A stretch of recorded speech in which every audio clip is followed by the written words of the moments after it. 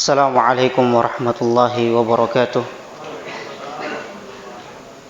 Innal hamdalillah nahmaduhu wa nasta'inuhu wa nastaghfiruh wa na'udzu billahi min shururi anfusina wa min sayyiati a'malina. May yahdihillahu fala mudilla lahu wa may yudlil fala hadiya lahu. Wa asyhadu an la ilaha illallah wahdahu la syarika lahu wa asyhadu anna Muhammadan 'abduhu wa rasuluh. يا أيها الذين آمنوا اتقوا الله وقولوا قولا سديدا يصلح لكم أعمالكم ويغفر لكم ذنوبكم ومن يطع الله ورسوله فقد فاز فوزا عظيما فإن أصدق الحديث كتاب الله وخير الهدي هدي محمد صلى الله عليه وسلم وشر الأمور محدثاتها وكل محدثة في الدين بدعة wa kullu bid'atin dhalalah wa kullu dhalalatin finnar. Ikhwani fid din, rahimani wa rahimakumullah. Kita bersyukur kepada Allah Subhanahu wa taala yang masih memberikan kita kenikmatan, nikmat iman, nikmat Islam, dan juga nikmat berada di atas sunnah Nabi kita Muhammad sallallahu alaihi wasallam. Kemudian salawat serta salam selalu kita haturkan kepada baginda Nabi kita Muhammad sallallahu alaihi wasallam yang telah memperjuangkan kalimat tauhid, yang telah berdakwah di atas kalimat tauhid, ya, di tengah merebaknya kesyirikan, ya, penyembahan berhala di zaman beliau. Taib ikhwan fiddin rahimani wa rahimakumullah. Sesuai dengan judul, pada saat ini kita akan membahas tentang bab muraqabatullah. Bagaimana CCTV-nya Allah. Allah Subhanahu wa taala memiliki CCTV, memiliki pengawasan yang lebih detail daripada pengawasan manusia. Ya. Bab ini saya ambil dari kitab Riyadhus Shalihin.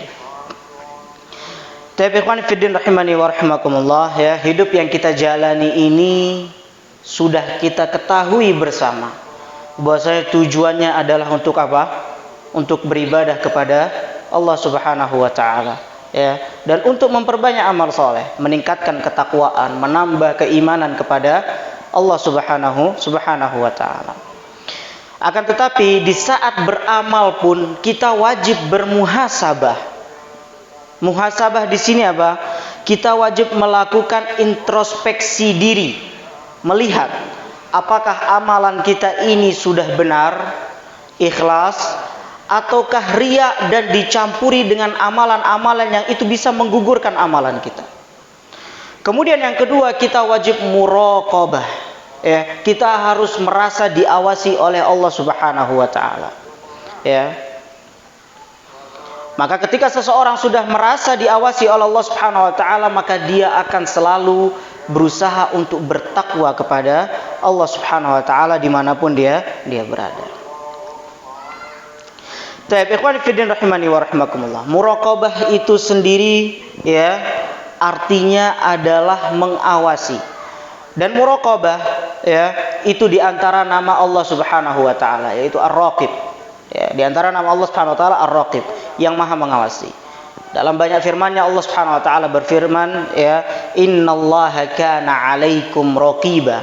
Sesungguhnya Allah Maha mengawasi kamu sekalian. Kemudian dalam ayat yang lain Allah Subhanahu wa taala berfirman, wa kana Allahu 'ala kulli syai'in raqiba.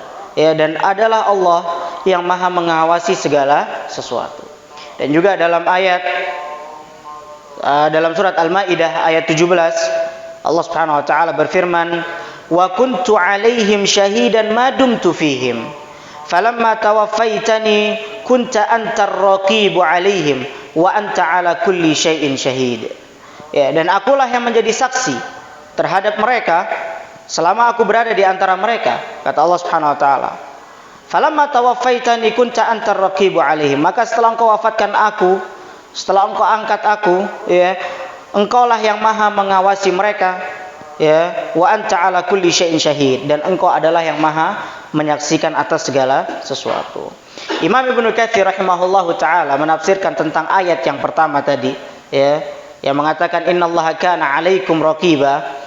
Beliau menjelaskan bahwa makna ar-raqib di sini adalah Allah, zat yang maha mengawasi semua perbuatan dan keadaan manusia. Dan kita sebagai seorang mukmin wajib mengimani ya bahwasanya Allah mengawasi kita.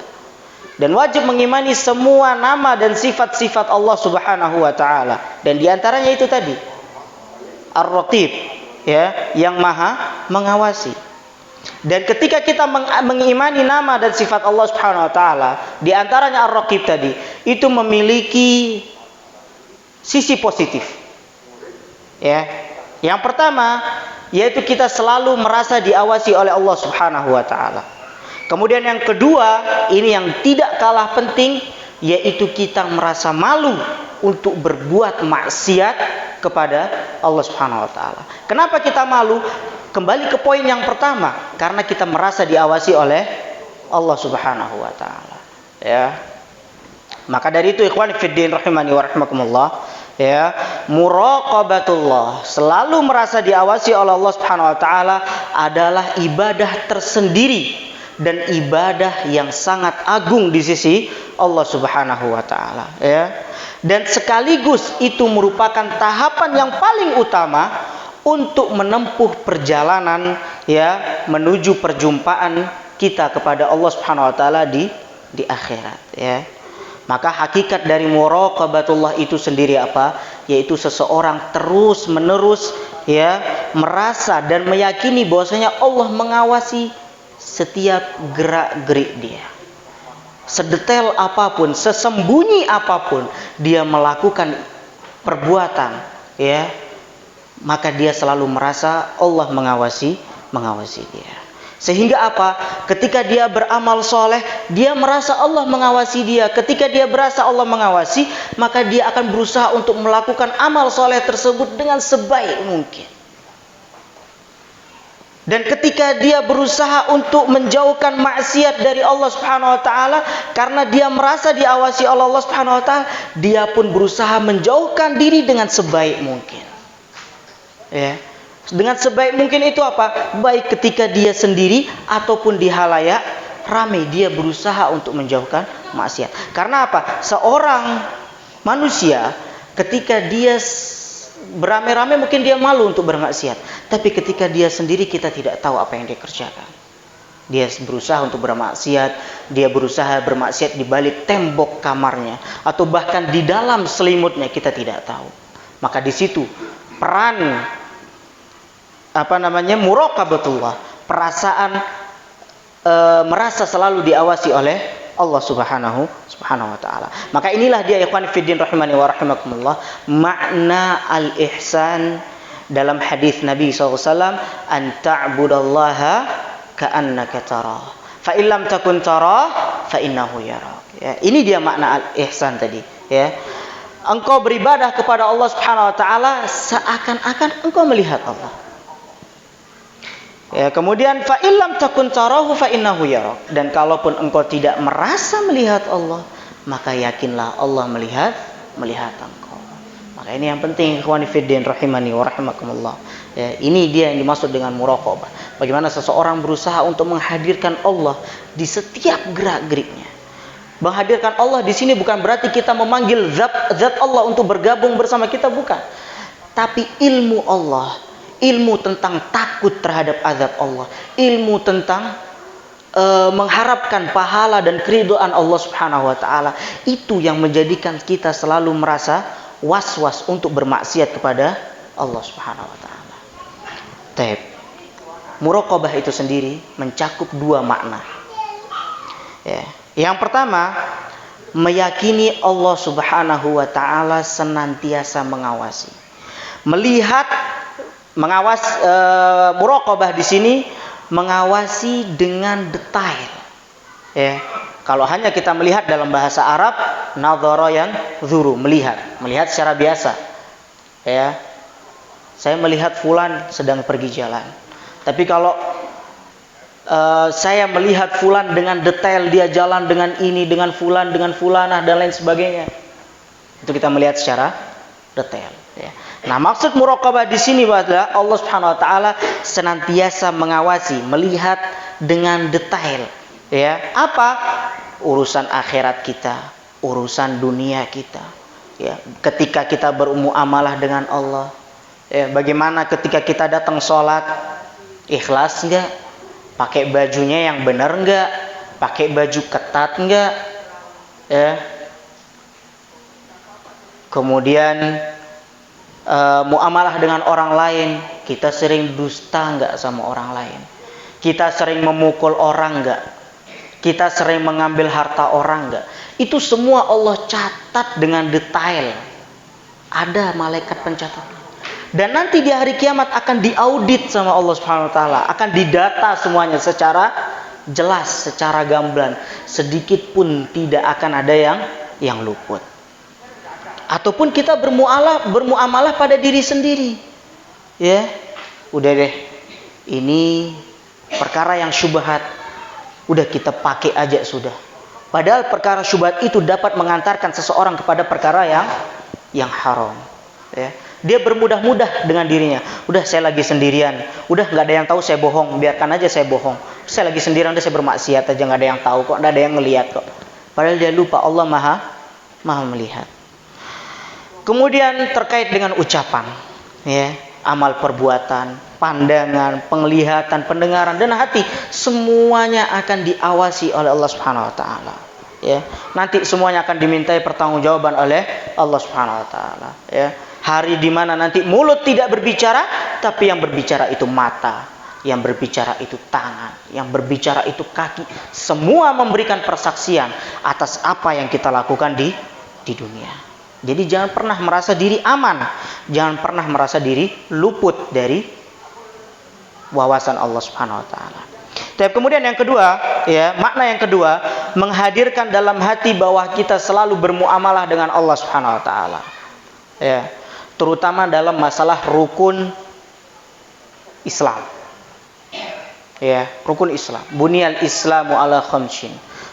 Syahadatu alla ilaha illallah wa anna Muhammadar Rasulullah wa iqamis shalah wa ita'iz zakah wa hajjil bait wa shaum Ramadan. Kelima rukun Islam ini, ya, kenapa tidak disebutkan? Para ulama mengatakan kenapa tidak disebutkan ibadah-ibadah yang lain? Kenapa cuma hanya rukun Islam 5 ini saja yang disebutkan oleh Rasulullah SAW dalam hadisnya? Karena semua ibadah atau 5 ibadah ini tadi, atau 4 ya, selain syahadat, karena syahadat sudah jelas. 4 ibadah tadi apa? Salat, puasa, haji dan zakat. Keempat ibadah ini semuanya kembali kepada Allah, atau semuanya berhubungan langsung dengan Allah. Salat langsung berhubungan dengan Allah. Kita sujud kepada Allah, kita rukuk kepada Allah, meminta kepada Allah. Puasa, kita menahan lapar karena Allah. Kemudian apa? Haji, kita berangkat haji jauh, pakai uang, pakai dana yang banyak, yang besar. Kemudian dengan tenaga, ya, itu langsung hubungannya dengan Allah Subhanahu wa taala. Kemudian zakat, kita mengeluarkan harta terbaik kita. Itu hubungannya dengan Allah Subhanahu wa taala. Makanya 4 ini saja yang disebut oleh Rasulullah sallallahu alaihi wasallam. Makanya kita selalu merasa diri bermuamalah dengan Allah Subhanahu wa taala. Kita merasa diri jual beli dengan Allah. Apa jual beli kita? Kita beramal, kita nanti akan dikasih surga Allah Subhanahu wa taala. Ya. Maka 2 hal tadi, ya, itu perkara yang melazimkan seseorang untuk konsekuensi dengan 2 hal tersebut. Harus ada 2 hal ini dalam kehidupan kita semua. Maka ketika seseorang sudah memiliki muraqabah ikhwan fiddin, ya, maka dia sudah sampai ke derajat yang tinggi, ya, dan kehidupannya akan lebih berkah. Karena kenapa dia lebih berkah? Karena itu tadi, dia bermuamalah dengan Allah Subhanahu wa taala. Imam An-Nawawi, ya, kita masuk ke dalam kitabnya, kitab Riyadhus Shalihin. Ya, Imam An-Nawawi membawakan dalam hadisnya, dalam kitabnya, sebelum beliau membawakan hadis, beliau membawakan beberapa ayat atau dalil dari Al-Qur'an tentang masalah al-muraqabah. Yang pertama dalam surat Asy-Syu'ara ayat 219, Allah Subhanahu wa taala berfirman, alladzi yaraka hina taqum wa taqallubaka fis sajidin, ya. Dan dia yang melihatmu ketika engkau berdiri untuk salat, menyembah Allah Subhanahu wa taala. Wa taqallubaka fis sajidin, dan berbolak-baliknya badanmu untuk sujud, ya. Allah yang Maha melihat, ya. Dan kandungannya ayat ini menjelaskan Allah melihat saat kita beribadah kepada Allah Subhanahu wa taala. Saat kita salat Allah melihat kita, ya. Sekarang mungkin seseorang bisa khusyuk di rakaat pertama, tapi rakaat kedua datang setan. Di mana dompet saya? Oh iya, dompet saya ada di sini. Makanya dulu teman-teman itu bilang, kalau kita kehilangan dompet, coba sholat, pasti ingat. Setan hadir, setan datang. Ketika azan setan pergi. Setelah selesai azan setan datang. Ketika qomat dia pergi, selesai qomat dia datang. Ya, makanya itu bahayanya. Ya, makanya Allah Subhanahu wa taala memperhatikan, mengawasi gerak-gerik kita ketika sholat. Sujudnya benarkah? Rukuknya benarkah? Yang dibaca sesuai enggak? Benar enggak yang dibaca? Ketika sujud pun benar enggak yang dibaca? Ini diperhatikan. Ya, ini diawasi oleh Allah Subhanahu wa taala. Makanya ketika seseorang itu sholat, ya, dia tidak mendapatkan pahala 100%. Pasti ada kurangnya. Pasti ada kurangnya. Entah itu dia dapat setengah, entah dia dapat 1/4, entah dia dapat 1/8, ada kurangnya. Karena apa? Di perjalanan ketika kita sholat itu pasti ada godaan-godaan syaitan. Ya. Makanya khusyuk bukan menjadi syarat sahnya sholat. Kalau khusyuk menjadi syarat sahnya sholat, nggak ada yang sah sholatnya. Karena nggak ada yang bisa khusyuk sampai akhir. Pernah antum merasakan khusyuk sampai akhir? Susah. Makanya kita minta kepada Allah Subhanahu wa taala diberikan kekhusyuan ketika sholat, ya. Ini dia alladzi yaraka hina taqum wa taqallubaka fis sajidin. Dan ini derajat tertinggi dalam ihsan. Ya. Kemudian dalil yang kedua dalam surat Al-Hadid ayat 4, qala ta'ala wa huwa ma'akum aina ma kuntum. Ya, ini ayatnya panjang. Saya bacakan. Huwallazi khalaqas samawati wal arda fi sittati ayyamin thumma istawa 'alal 'arsy ya'lamu ma yaliju fil ardi wa ma yakhruju minha wa ma yanzilu minas sama'i wa ma ya'ruju fiha wa huwa ma'akum aina ma kuntum wallahu bima ta'maluna basir. Huwallazi khalaqas samawati wal arda fi sittati ayyam. Allah zat yang menciptakan langit dan bumi selama 6 masa. Tsumma stawa 'alal 'arsy. Kemudian dia bersemayam di arsy. Ya'lamu ma yaliju fil ardi wa ma yakhruju minha. Dia mengetahui apa yang masuk ke dalam bumi dan apa yang keluar darinya. Wa ma yanzilu minas sama'i wa ma ya'ruju fiha. Dan apa yang turun dari langit dan apa yang naik ke atas langit. Allah Maha mengetahui. Kemudian ini dia dalilnya, ini dia syahidnya, wa huwa ma'akum ainama kuntum. Dan dia bersama kamu di mana saja kamu berada. Wallahu bima ta'maluna basir. Dan Allah Maha melihat apa yang kamu kerjakan. Baik. Makna wa huwa ma'akum ainama kuntum. Apakah zat Allah yang turun? Tidak. Ya, seperti yang kita bilang tadi di pertama apa? Ilmu Allah yang ada bersama kita. Sedangkan zat Allah tetap berada di atas arsy Allah Subhanahu wa taala, ya. Maka dari ayat ini pula, ya ikhwan fiddin, ya, orang-orang yang berakal pasti akan meyakini bahwa Allah Subhanahu wa taala itu berada di atas arsy. Ya, tidak perlu mentakwil, tidak perlu merubah makna istiwa Allah Subhanahu wa taala, ya. Dan bukan berarti ketika Allah Subhanahu wa taala berada di atas arsy, Allah tidak mengetahui apa yang ada di muka bumi. Justru Allah lebih mengetahui daripada kita. Ya, coba kita bayangkan berapa banyak pohon dan ranting di muka bumi. Banyak sekali. Tapi Allah mengetahui semuanya. Ya, kita tidak tahu. Di sini aja kita bisa hitung berapa banyak pohon di sini. Ya, banyak. Dan berapa banyak daun yang berjatuhan, kita nggak tahu. Tapi Allah maha tahu. Ya. Kemudian dalil yang berikutnya surat Al-Imran ayat 5. Innallaha la yakhfa 'alaihi syai'un fil ardi wala fis sama. Bagi Allah tidak ada sesuatu pun yang tersembunyi baik di bumi dan di langit, ya. Kata syai' di sini bentuknya nakirah. Maksudnya apa? Secara umum, semuanya, ya. Tidak ada satu pun yang tersembunyi dari Allah Subhanahu wa taala. Satu pun tidak ada yang tersembunyi. Karena apa? Karena semua ciptaan yang ada di langit dan di bumi ini ciptaannya siapa? Allah Subhanahu wa taala. Dan analoginya kalau sudah dia yang menciptakan, pasti dia tahu apa yang diciptakan. Ibu-ibu misalnya buat nasi atau lagi masak nasi, ya. Dia tahu nasinya enak atau tidak karena dia yang buat. Atau misalnya di sini ada bapak-bapak yang pengrajin kayu misalnya.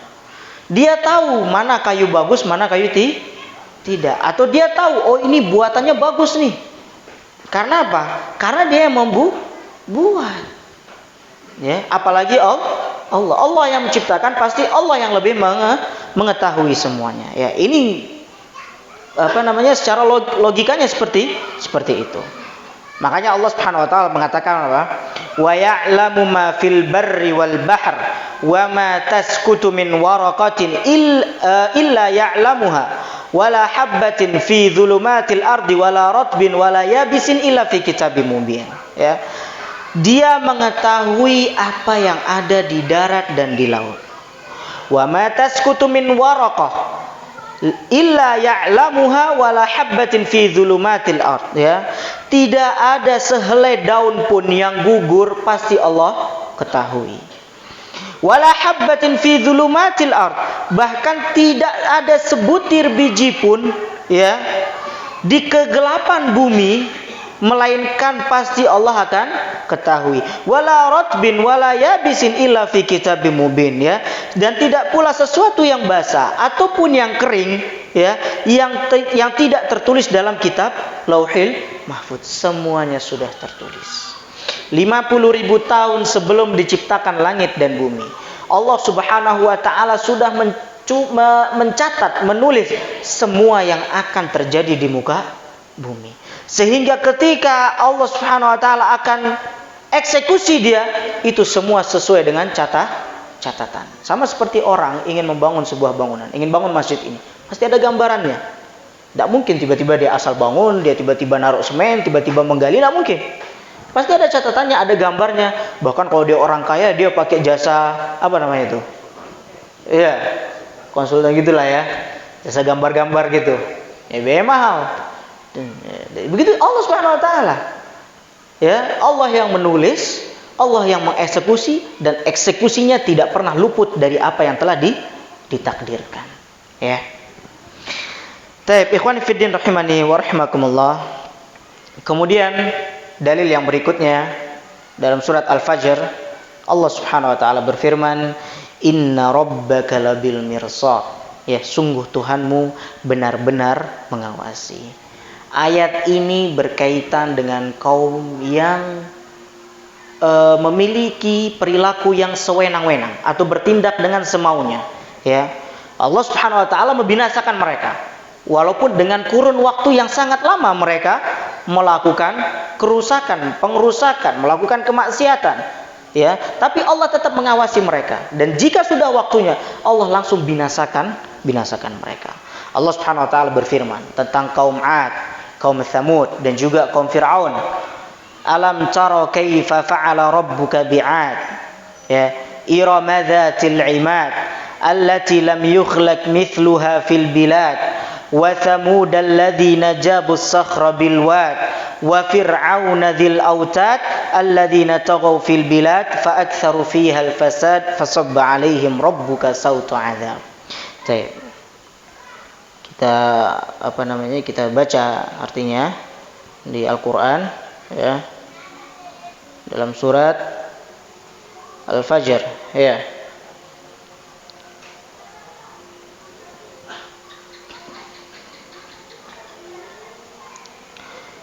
Baik.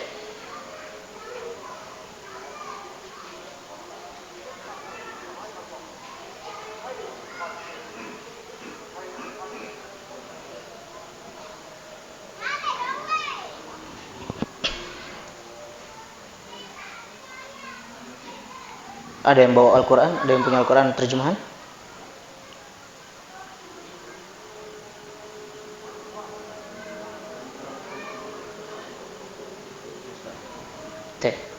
Jazakallah khair. Di sini Allah Subhanahu wa taala mengatakan, ya, Alam tara kaifa fa'ala rabbuka bi'ad. Ya, ayat ke-6. Tidakkah engkau mengetahui Muhammad, atau tidakkah engkau mengetahui, ya Muhammad, perhatikan bagaimana Tuhanmu berbuat terhadap kaum Ad. Ya, kaum Ad ini terkenal dengan kekuatannya. Nanti kita akan sebutkan dalilnya juga. Iramadatil Imad, ya. Penduduk Iram, ibu kota kaum Ad yang mempunyai bangunan-bangunan yang sangat tinggi. Allati lam yukhlaq mithluha fil bilad, ya. Yang mana tidak pernah diciptakan sepertinya sebelumnya. Seperti kaum Ad. Ya, bagaimana kekuatan kaum Ad. Disebutkan dalam ayat yang lain, ya. Allah Subhanahu wa taala berfirman dalam ayat yang lain bagaimana tentang kekuatan kaum Ad. Fa amma 'adun, kata Allah Subhanahu wa taala, fastakbaru fil ardi bighairil haqq. Ya. Wa qalu man ashaddu minna quwwah. Memang kaum Ad yang paling kuat. Ya, maka adapun kaum Ad, mereka menyombongkan diri mereka di muka bumi tanpa mengindahkan kebenaran, dan mereka berkata apa? Man asyaddu minna quwwah. Siapa yang lebih kuat, ya? Siapa yang lebih kuat? Siapa yang bisa menandingi kekuatan kami, kata kaum Ad. Awalam yarau annallaha alladzi khalaqahum wa huwa asyaddu minhum quwwah. Ya. Tidakkah mereka memperhatikan bahwa sesungguhnya Allah yang menciptakan mereka dan Dia lebih kuat daripada kaum Ad. Wa kanu bi ayatina yajhadun, ya. Dan mereka telah mengingkari kebesaran Allah Subhanahu wa taala. Itu bagaimana kekuatan kaum Ad, ya. Bahkan disebutkan mereka itu sampai Allah azab mereka dengan angin. Ya. Padahal dengan angin, tapi semuanya bertebarangan sampai usus-usus mereka keluar. Padahal mereka orang kuat. Bahkan disebutkan kaum Ad, kalau ada satu negeri, satu daerah mau nyerang kaum Ad, tidak perlu mereka datang berombong-rombongan, tidak perlu. Satu orang dilempar ke sana, duel, kalah mereka semua. Saking kuatnya kaum Ad. Tapi karena mereka sombong dan tidak mengindahkan perintah Allah, Allah azab mereka, ya, dengan angin sehingga mereka binasa. Kemudian tentang kaum Tsamud, wa Tsamud alladzina jabus sakhra bil wad, ya. Dan terhadap kaum Tsamud yang memotong batu-batu besar di lembah. Kemudian juga begitu juga dengan Fir'aun. Bagaimana Allah Subhanahu wa taala mengatakan wa fir'auna dzil autad, ya.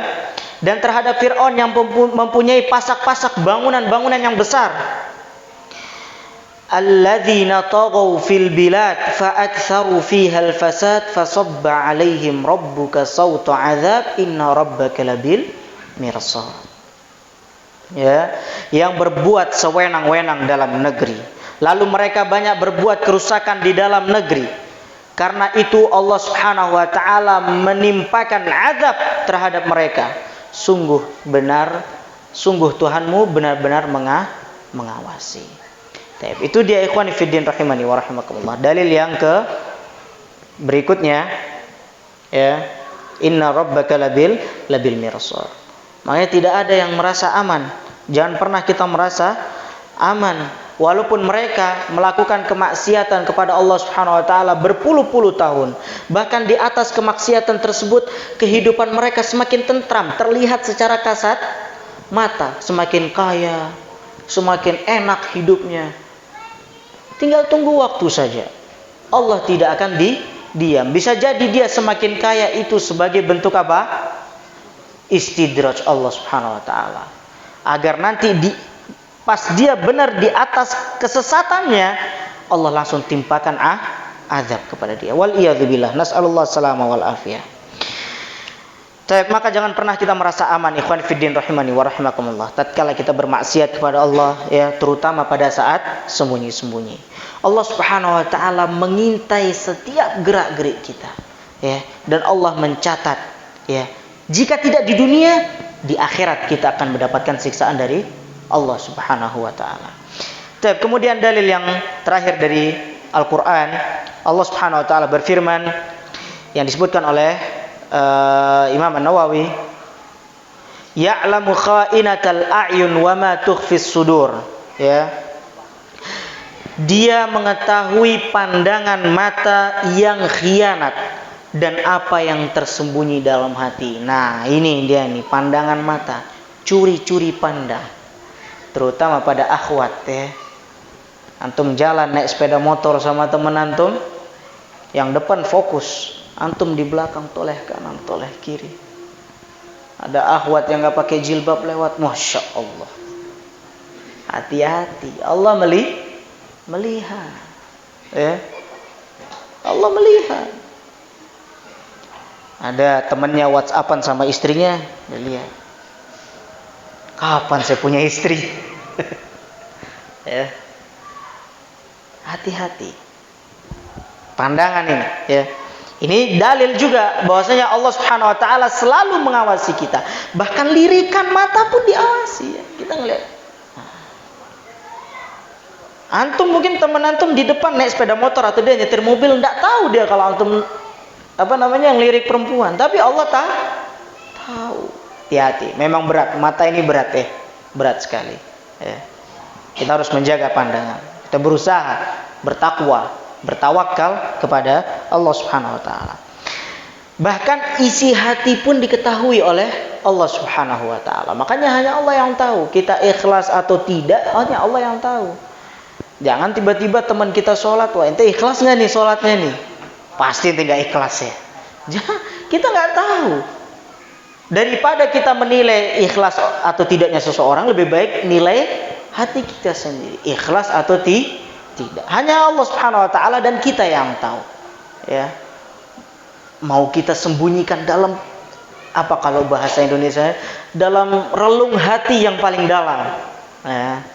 Mau kita sembunyikan dalam relung hati paling dalam, Allah pasti akan tahu, ya. Tapi ikhwani fiddin rahimani wa rahimakumullah, logikanya saja, ya. Kalau masalah daun, masalah pohon yang tidak ada kaitannya dengan urusan akhirat, itu Allah tahu di mana dia jatuh, kapan dia jatuh. Dia jatuh di danau kah, di laut kah, kemudian dimakan oleh ikan, kemudian yang jatuh di daratan dia tenggelam di bawah tanah. Allah yang maha tahu. Logikanya kalau masalah daun saja yang tidak ada kaitannya dengan akhirat Allah tahu, apalagi masalah anggota tubuh kita yang ada kaitannya dengan akhirat, yang mana semua akan dimintai pertanggungjawaban oleh Allah Subhanahu wa taala, dan semuanya akan dihisab pada hari kiamat. Tidak akan bergeser kaki seorang hamba sampai dia ditanya tentang perbuatannya atau amalannya, ya, tentang hartanya, kemana dia gunakan, ya, dan dari mana dia dapatkan, tentang ilmunya, tentang usianya, untuk apa ia gunakan. Ditanya oleh Allah Subhanahu wa taala. Oleh karena itu ikhwani fiddin rahimani wa rahimakumullah, maka setiap muslim, ya, dan mukmin wajib muraqabatullah, merasa diawasi oleh Allah Subhanahu wa taala, ya, karena hal tersebut dapat menambahkan keimanan, ketakwaan kepada Allah Subhanahu wa taala. Mungkin azan dulu. Fa akhbirni 'anil ihsan. Qala an ta'budallaha ka'annaka tarah fa in lam takun tarahu fa innahu yaraka. Ya, Jibril bertanya kepada Nabi Muhammad sallallahu alaihi wasallam, beritahukan kepadaku tentang ihsan. Kemudian Rasulullah menjawab, an ta'budallaha ka'annaka tarah. Engkau menyembah Allah seakan-akan engkau melihat Allah. Fa illam takun tarahu fa innahu yara. Kalaupun engkau tidak melihat Allah, ya, maka Allah pasti melihatmu. Maka ikhwan fiddin rahimani wa rahimakumullah, ihsan merupakan derajat yang paling tinggi dan lebih tinggi daripada iman dan Islam. Ketika seseorang ingin mendapatkan derajat ihsan, maka dia wajib memiliki keimanan. Ketika dia ingin memiliki keimanan, maka dia wajib masuk Islam. Ya. Karena apa? Karena rukun Islam itu berkaitan dengan amalan anggota badan, dan rukun iman berkaitan dengan amalan hati, ya. Maka derajat ihsan itu dapat menjadikan ibadah seseorang lebih khusyuk dan tunduk patuh terhadap perintah Allah Subhanahu wa taala, dan berusaha untuk menjauhkan diri dari larangan Allah Subhanahu wa taala. Karena apa? Karena dia merasa diawasi oleh Allah Subhanahu wa taala. Maka derajat ihsan adalah derajat yang lebih tinggi. Ketika kita sudah merasa diri takut melakukan maksiat, beribadah dengan benar-benar, dengan khusyuk, dengan berusaha, ya, untuk beribadah dengan sebaik mungkin, ya, kita berharap untuk mendapat derajat ihsan. Karena itu kita lebih mudah untuk mendekatkan diri kita kepada Allah Subhanahu wa taala, ya. Maka orang yang sudah memiliki rasa ihsan atau muraqabatullah, wallahi dia akan bahagia, kehidupannya akan berkah. Kalau sekarang orang kebanyakan hanya bagaimana apa kata orang, ya, apalagi mereka yang memiliki followers yang banyak di Instagram misalnya. Dia jadi artis. Apa mau pengikutnya dilakukan. Bahkan kalaupun itu menjauhkan dirinya dari Allah Subhanahu wa taala. Ingat, ridwan nas ghayatun la tudrak. Keridhaan manusia itu adalah tujuan yang tiada ujungnya. Dia maunya A, kita lakukan, besok mau B. Dia mau B, kita lakukan, besok mau C. Begitu seterusnya. Makanya keridhaan Allah adalah yang paling utama. Kemudian dalil yang kedua, ya, ini yang terakhir. An Abi Dzar Jundub bin Junadah, ini sedikit kita bahas karena ada yang penting juga. An Abi Dzar Jundub bin Junadah wa Abi Abdurrahman Mu'adz bin Jabal radhiyallahu anhuma an Rasulillah sallallahu alaihi wasallam. Qala, dari Abi Dzar Jundub bin Junadah dan Abi Abdurrahman Mu'adz bin Jabal. Jadi yang meriwayatkan hadis ini dua orang. Radhiyallahu anhuma, ya, an Rasulillah, dari Rasulullah sallallahu alaihi wasallam bersabda, ittaqillaha haitsuma kunta. Bertakwalah kepada Allah dimanapun engkau berada. Wa atbi'is sayyi'atal hasanata tamhuha, ya, dan iringilah perbuatan buruk dengan perbuatan baik, maka kebaikan akan menghapuskan keburukan yang dilakukan. Wa khaliqin nasa bi khuluqin hasan, dan pergaulilah manusia dengan akhlak yang baik, ya. Ini wasiat Nabi Muhammad sallallahu alaihi wasallam kepada Mu'adz bin Jabal dan Abi Dzar, ya, terutama untuk Mu'adz, ya, yang mana beliau ketika itu diutus kemana? Yaman, dan beliau tidak kembali kecuali di zaman Khalifah Abu Bakar As-Siddiq radhiyallahu taala anhu. Di sini ada 3 wasiat Rasulullah SAW. Perhatikan. Yang pertama, bertakwa kepada Allah dimanapun berada, ya. Ini wasiat pertama, bertakwalah kepada Allah dimanapun kita berada. Takwa dan albir itu artinya kebaikan, ya. Jika disebutkan takwa dan albir ini masuk ke dalam sebuah kaidah, idza jtama'a iftaraqa wa idza iftaraqa ijtama'a. Idza jtama'a iftaraqa, jika dia terkumpul antara kalimat takwa dan albir dalam satu konteks, maka dia memiliki makna sendiri-sendiri. Kalau misalnya dalam sebuah konteks disebutkan takwa, kemudian ada albir, maka takwa maknanya sendiri, albir maknanya sendiri. Wa idza iftaraqa ijtama'a, dan jika disebutkan secara bersamaan atau dalam artian wa idza iftaraqa ijtama, dan jika disebutkan secara terpisah, ya, maka dia maknanya terkumpul.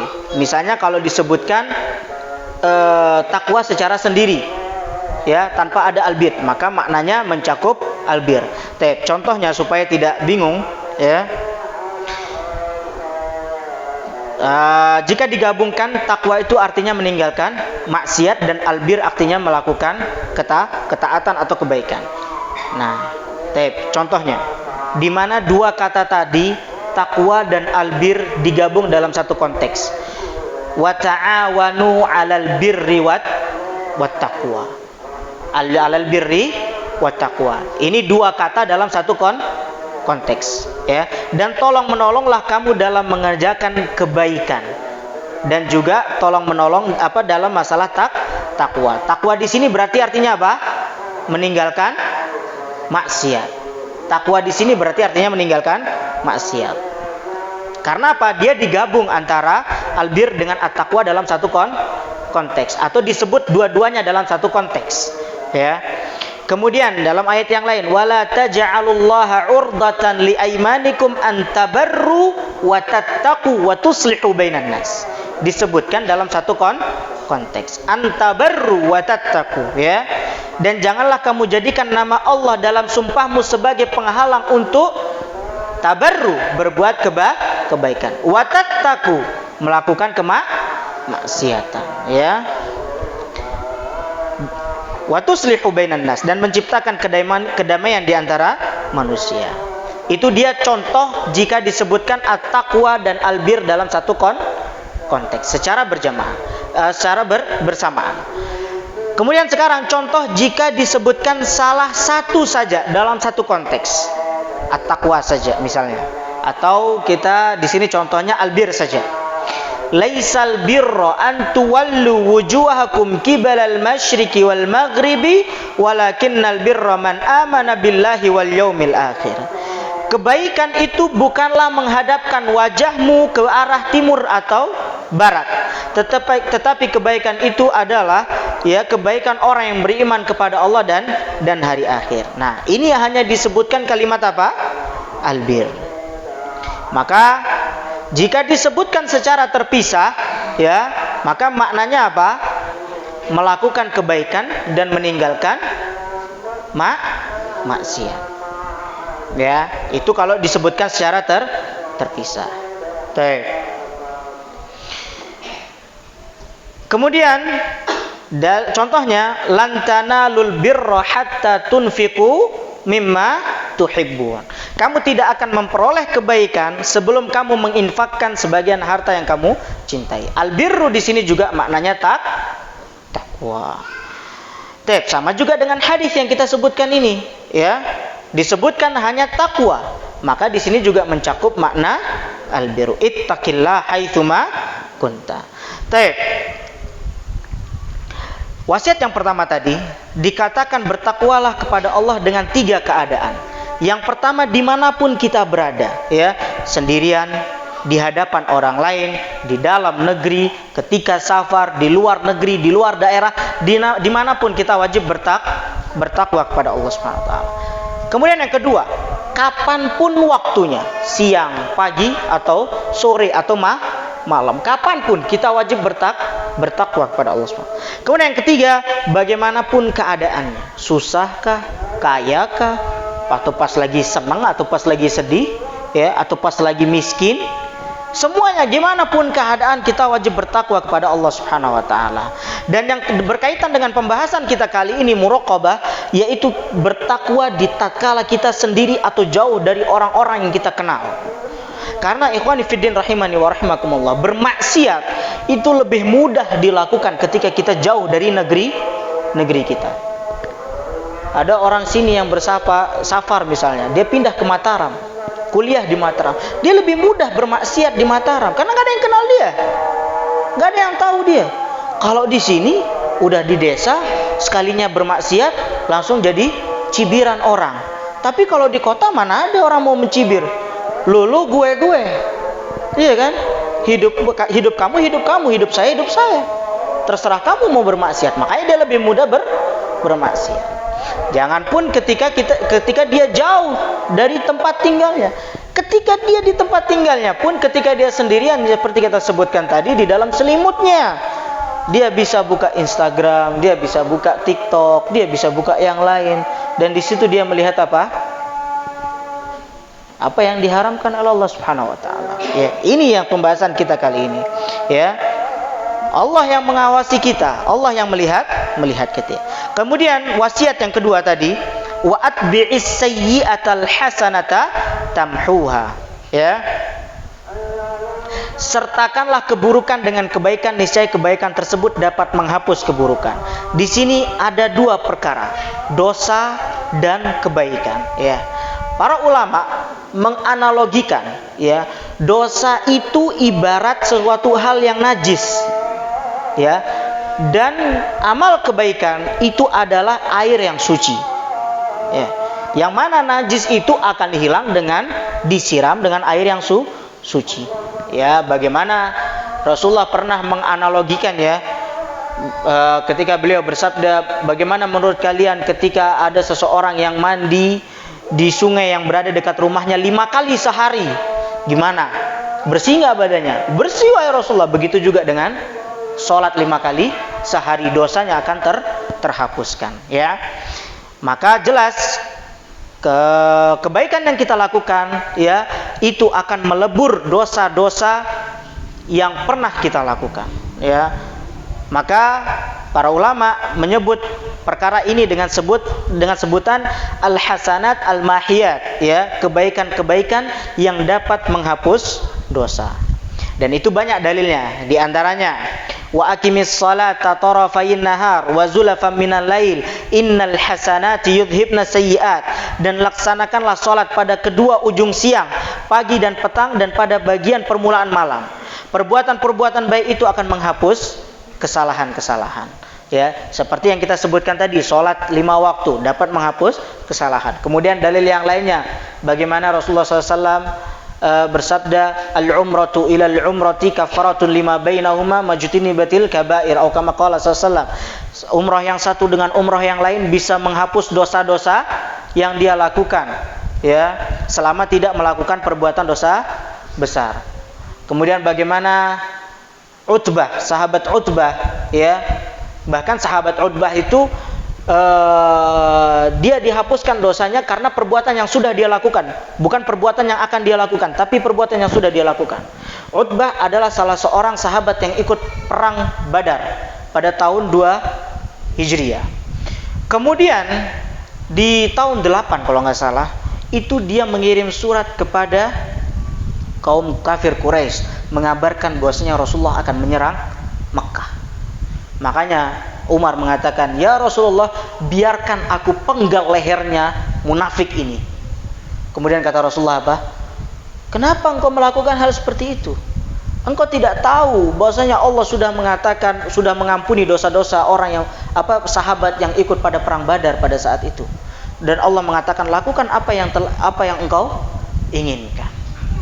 Dalam artian kebaikan yang sudah dilakukan ikut pada perang Badar itu diampuni oleh Allah Subhanahu wa taala. Ya, wasiat yang kedua ini merupakan isyarat bahwa meskipun seseorang bertakwa secara maksimal kepada Allah Subhanahu wa taala, maka suatu saat dia pasti akan berdosa, ya. Taib ikhwani fiddin rahimani wa rahimakumullah. Makanya Nabi sallallahu alaihi wasallam bersabda apa? Istaqimu walan tuhsu. Bertakwalah kalau kalian kepada Allah dan kalian tidak bakalan bisa menjadi seorang yang sempurna. Gimana pun takwa kita, istiqomah kita kepada Allah, tapi suatu saat pasti akan berbuat dosa. Bukan berarti hadis ini menjelaskan udah kita berbuat dosa aja nanti kita akan tambal dengan kebaikan, bukan.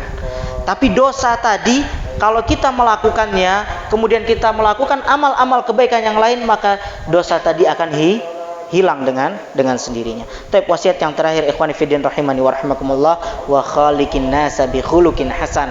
Ya, interaksilah, bermuamalah dengan manusia dengan akhlak yang sangat mulia, ya. Dan ini sangat dibutuhkan oleh kita semuanya. Dai atau orang awam atau bukan orang awam, dai atau yang mengaku dirinya berada di atas manhaj salaf, yang mengaku dirinya berada di atas manhaj sunnah, yang belajar Al-Quran, yang belajar hadis sesuai dengan pemahaman para salafus saleh, ini penting kita miliki. Ya, bagaimana ini lebih urgent daripada ilmu teori yang kita lihat atau yang kita pelajari, karena masyarakat tidak pernah melihat berapa hafalan kita, berapa hafalan hadis kita, sholat tahajud kita berapa rakaat, sholat sunnah kita tetap dilakukan apa tidak. Masyarakat tidak melihat pada itu semua, tapi masyarakat melihat bagaimana interaksi kita kepada mereka, bagaimana kita menghormati orang tua mereka atau orang-orang tua mereka, kita memberikan hadiah kepada mereka. Ini bentuk dakwah. Bukan hanya dakwah kita duduk di sini, kita hadir kajian, kita menyebarkan kajian, bukan. Kita dakwah dengan perilaku kita. Ya, terutama ini buat penuntut ilmu. Ini penting. Ya, ini lebih urgent daripada ilmu teori. Maka praktek akhlak itu sangat dibutuhkan di zaman sekarang. Karena tidak ada yang melihat kepada hafalan, bahkan tidak ada yang melihat kamu lulusan mana, nggak ada. Paling yang lihat hanya kita-kita aja. Lulusan mana? Madinah. Wih. Yang lihat kita-kita aja. Tapi masyarakat awam enggak ada. Enggak ngurus dia mau Madinah, mau mana, enggak ngurus. Enggak ngurus dia. Ya, yang dilihat adalah praktek. Maka ini adalah kunci sukses seorang dai, seorang yang mengaku dirinya berada di atas manhaj salaf. Ini adalah salah satu kunci sukses. Dia terus teguh di atas manhaj salaf, yaitu dengan berinteraksi, mengutamakan adab dan memperlihatkan adab kepada orang awam. Ya. Taib ikhwani fiddin rahimani wa rahmakumullah. Rasulullah SAW bersabda, al-mu'minul ladzi yukhalitun nas wa yasbiru ala adahum afdalu minal mu'min alladzi la yukhalitun nas wa la yasbiru ala adahum. Ini perintah Nabi sallallahu alaihi wasallam buat kita semua untuk kita berinteraksi dengan manusia. Jangan gara-gara kita beda pemahaman dah saya di kamar aja sudah, daripada debat terus. Bukan. Lihat di sini, seorang mukmin yang berinteraksi dengan masyarakat dan dia sabar dengan gangguan-gangguan masyarakat itu lebih baik daripada seorang mukmin yang dia hanya berdiam diri, tidak mau berbaur dengan masyarakat dan tidak sabar terhadap gangguannya. Ini penting. Kita harus sabar, kita berbaur. Ana punya pengalaman dulu. Ya. Nah, tinggal di kampung yang di situ jelas berbeda dengan apa yang kita lakukan sebelumnya. Baru pindah, datengin Pak RT-nya. Ya, Pak, saya kalau kerja bakti mau, silahkan dipanggil. Tapi kalau yang lain tidak mau. Kalau yang lain saya nggak mau. Paham lah ya. Kalau yang lain saya nggak mau. Oh, enggak. Ya, saya sudah tahu. Jadinya enak tuh. Saya tetap keluar, anak tetap keluar. Kadang kalau butuh belanja, kita belanja ke tetangga. Jangan belanja ke jauh. Belanja ke tetangga saja. Ya, sehingga dia mengenal kita. Sehingga dia, oh ternyata akhlaknya Masya Allah baik. Jangan cuma diem di rumah, enggak tahu tetangga. Ada yang mati enggak datang. Jangan. Ada yang meninggal walaupun dia bukan dari orang yang mengenal manhaj salaf, datengin. Kita takziah, kita mendoakan si mayit. Itu akhlak seorang muslim. Ya, kita berbaur dan ini diperintahkan oleh Rasulullah sallallahu alaihi wasallam.